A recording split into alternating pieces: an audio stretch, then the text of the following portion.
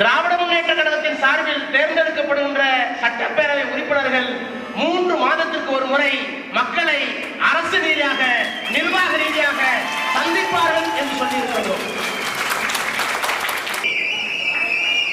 விவசாயிகள் நெல்லுக்கு 2000 கேட்டார்கள் கொள்முதல் விலை.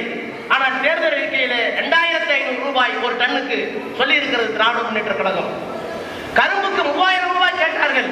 திராவிட முன்னேற்ற கழகத்துடைய தேர்தல் அறிக்கை 3500 என்று சொல்லுகிறது. இந்த 5 ஆண்டு காலத்தில் படித்த பட்டதாரிகளுக்கு வாய்ப்பில்லை, வேலை இல்லை என்பது மட்டுமல்ல, அவர்கள் வங்கிகளிலே வாங்கி படிப்பதற்காக வங்கி கடன் பெற்றார்களே, அந்த கடனை திருப்பி செலுத்த முடியாத சூழல். வேலையும் இல்லை, வங்கி கடனை திருப்பவும் முடியவில்லை, வட்டி கட்டவும் முடியவில்லை. 2 பக்கத்திலேயும் அழுத்தம்.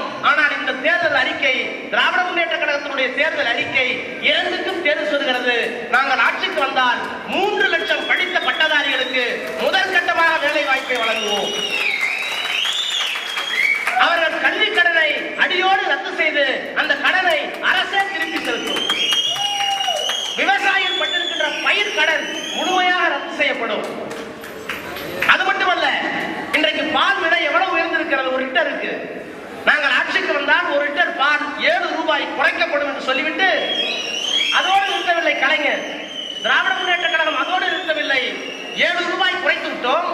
ஆனால் உற்பத்தியாகிற பாலை அரசு கொள்முதல் செய்ய முடியாமல், உரிய விலை கொடுக்க முடியாமல், கறவைதாரர்களுக்கு உரிய போதிய நிவாரணம் கொடுக்க முடியாமல், சில நேரங்களிலே பாலை சேமித்து வைக்க முடியாமல் தடுமாறுகிற சூழல் வருகிற காரணத்தினால் இன்றைக்கு சத்துணவிலே முட்டையோடு சத்துணவு வாங்கிய கலைஞர் இனி வருகின்ற ஆண்டில் திராவிட முன்னேற்ற கழக ஆட்சியில் முட்டையோடு பாலும் வழங்கப்படும் என்று அறிவித்திருக்கிறார்.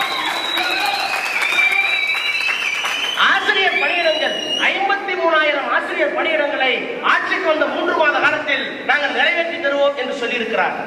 செம்பரம்பாக்கம் ஏரி நடு இரவில் முதலமைச்சரை அதிகாரிகள் அணுக முடியாத காரணத்தினால் வெள்ளம் வந்துவிட்டது. அனுமதியை முதலமைச்சர் தருவதற்கு கோட்டைக்குள்ளே நுழைய முடியவில்லை, போயஸ் கடலுக்குள்ளே போக முடியவில்லை. அதன் காரணமாக திடீரென்று திறந்து விடப்பட்ட செம்பரம்பாக்கம் நீர் இன்றைக்கு கடலூர் மாவட்டத்தை, சென்னை மாவட்டத்தை, டெல்டா மாவட்டங்களை எல்லாம் பாதிக்கின்ற அளவிற்கு மழை பெய்து இன்றைக்கு ஒரு மிகப்பெரிய கொடுமைக்கு ஆளான போது ஜெயலலிதா ஹெலிகாப்டரிலே பறந்தார், காலூன்றவில்லை.